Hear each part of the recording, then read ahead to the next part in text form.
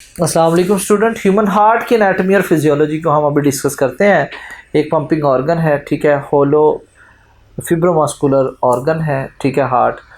और उसका Latin name heart coronary के लिहाज से इसका वेट बेटा 250 टू 350 ग्राम के दरमियान हो सकता है। क्लोज फिस्ट के जितना बेटा इसका जो है ना वो साइज़ है। लोकेशन बेटा अगर देखें तो हमारा हार्ट जो है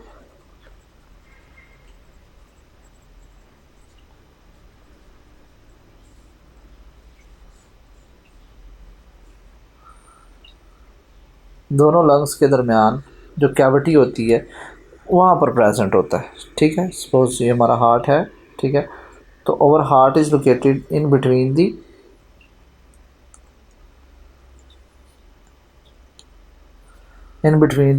टू लंग्स। इन दोनों लंग्स के दरमियान में जो स्पेस होती है ना प्यारे बेटा, इस स्पेस को हम कहते हैं मेडिएस्टिनम। तो our heart is located inside the mediastinum. ये रेस्पिरेटरी सिस्टम में भी मैंने आपको मेडिएस्टिनम का बताया, ठीक है। इसके ऐसे बेटा पोस्टीरियरली बेटा क्या प्रेजेंट होता है, डायफ्राम प्रेजेंट होता है, ठीक है। तो थोरेसिक कैविटी में in between the two lungs which is the mediastinum बेटा वहाँ पर प्रेजेंट है। ओब्लिकली थोड़ा सा लेफ़्ट साइड पे स्टर्नम के प्रेजेंट होता है। 9 centimetre to the left of the mid line ये प्रेजेंट होता है, ठीक है। इसकी बेस और पेक्स की बात करें तो बेस जो है वो दो जो सेकंड इंटर कोस्टल स्पेस है ना, जो सेकंड जो पहले फर्स्ट एंड सेकंड रिब्स के दरमियान में जो स्पेस होती है उसे फर्स्ट इंटरकोस्टल स्पेस कहते हैं। सेकंड एंड थर्ड जो रिब्स है उसके दरमियान में स्पेस को हम क्या कहते हैं, सेकंड इंटरकोस्टल स्पेस।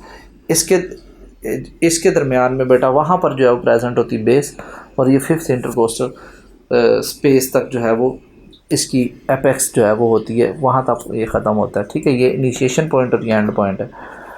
हार्ट को बेटा प्रोटेक्ट कर रहा होता है ये हार्ट है ना, अगर तो हार्ट की प्रोटेक्शन के लिए ये बाहर अल्लाह ताला ने मेम्ब्रेन रखी है, इसे पेरिकार्डियम कहते हैं।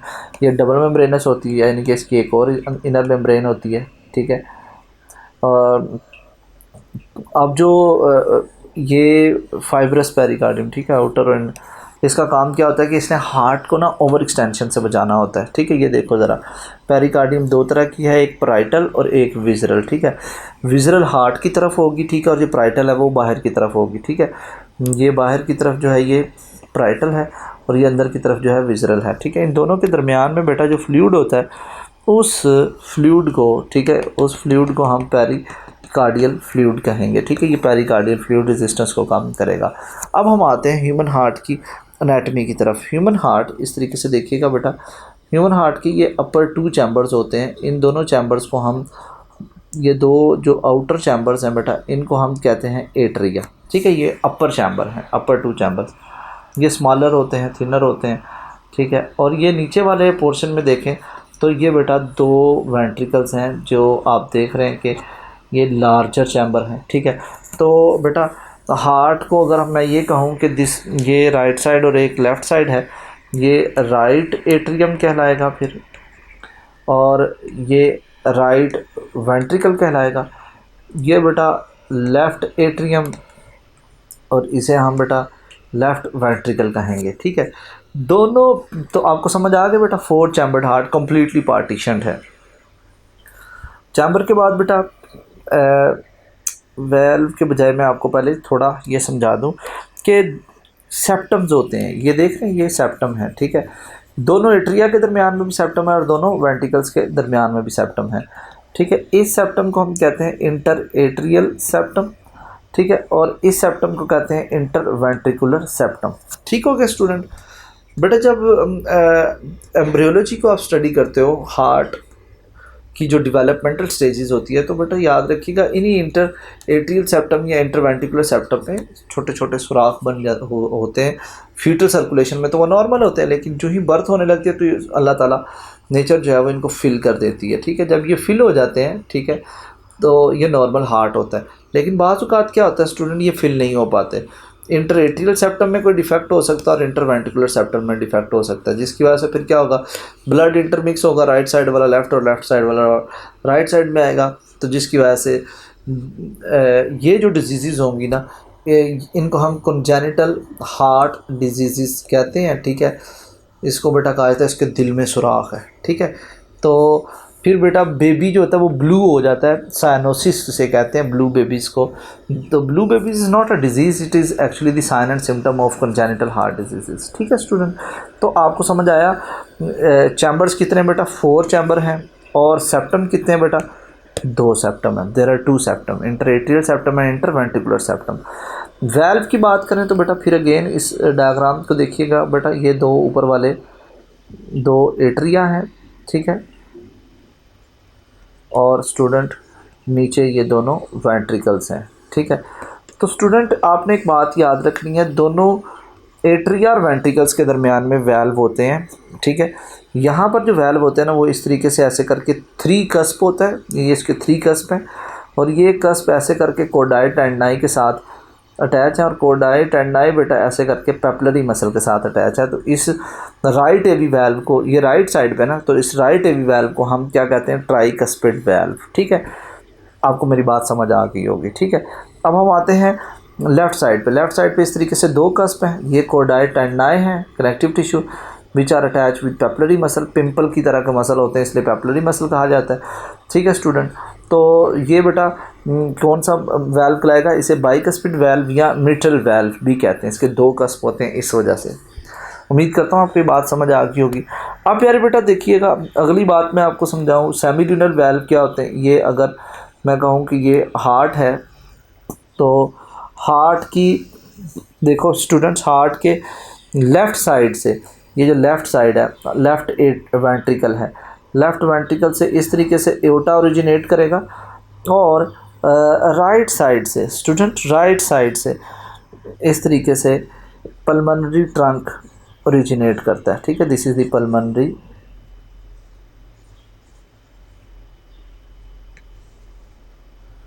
ट्रंक, ठीक है।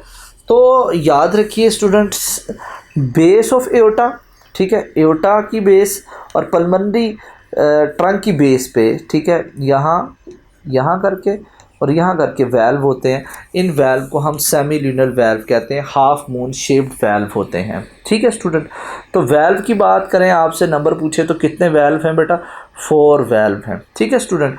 चैम्बर कितने हैं, ठीक है, सेप्टम कितने हैं और वैल्व कितने हैं, ठीक है। इनके नंबर बेटा आपने याद रखने एंटी टेस्ट पॉइंट ऑफ व्यू से। चैम्बर 4 हैं, सेप्टम 2 हैं, वैल्व भी 4 हैं, 2 एवी वैल्व और 2 semi lunar valve. I hope so कि आपको मेरी बातें समझ आ रही होंगी, ठीक है।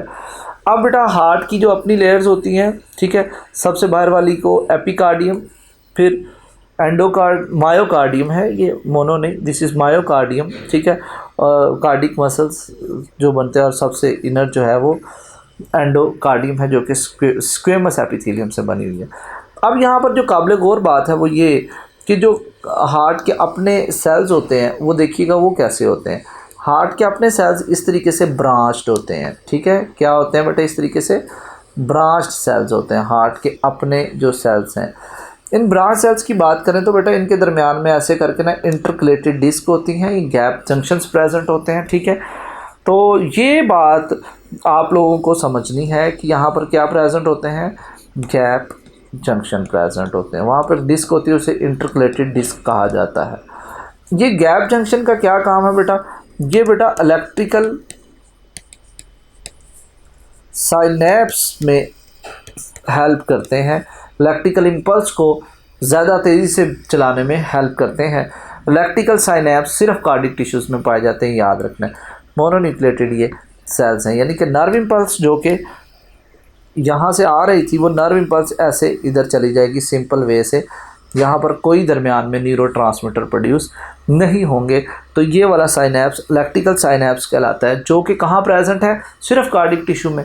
तो कार्डिक टिश्यूज़ के लिहाज से आपको पता होना चाहिए कि जो इसके जो सेल हैं वो सेल जो हैं वो क्या है? पहली बात वो ब्रांच्ड हैं, ये आपने याद रखना है। फिर बेटा वो मोनो न्यूक्लिएटेड हैं, ये बात आप याद रखिएगा।